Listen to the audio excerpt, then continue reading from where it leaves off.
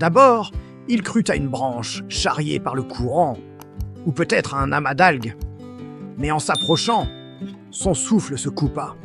C'était une femme à la peau incroyablement brillante, comme si elle était couverte d'une myriade de minuscules écailles dorées qui scintillaient faiblement sous la lumière blafarde de l'aube.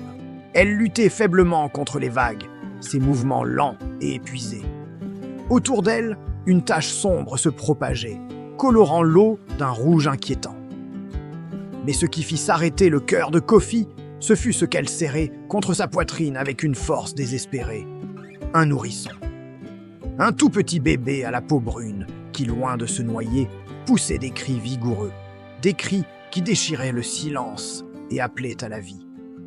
Kofi resta pétrifié un instant, incapable de comprendre ce qu'il voyait. Une créature sortie des légendes, blessée, mourante, protégeant un enfant humain au milieu des flots.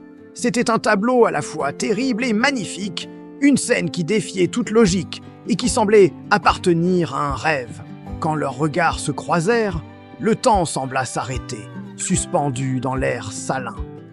Les yeux de la créature, immenses et profonds comme l'océan lui-même, étaient emplis d'une douleur infinie, mais aussi d'une supplication muette, si puissante qu'elle transperça l'âme du vieux pêcheur. Sans un mot, sans un son, elle lui transmit tout, sa peur, son amour pour l'enfant, son espoir ultime. Kofi n'hésita plus. Poussé par une force qu'il ne comprenait pas, son cœur battant à tout rompre dans sa poitrine, il plongea dans l'eau fraîche. Nageant avec la vigueur de ses jeunes années, il atteignit la créature en quelques brasses. En la soulevant délicatement, il sentit une chaleur étrange et ancienne émaner de son corps.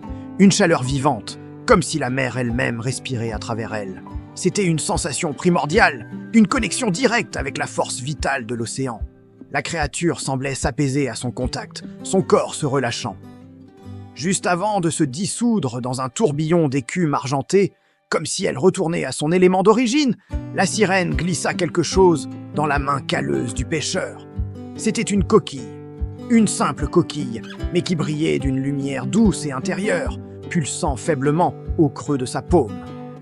Alors que la créature disparaissait, laissant derrière elle une mer redevenue calme et claire, une voix résonna dans l'esprit de Kofi. Ce n'était pas un son qu'il entendit avec ses oreilles, mais plutôt un murmure intérieur, doux et puissant, comme le ressac des vagues sur le sable.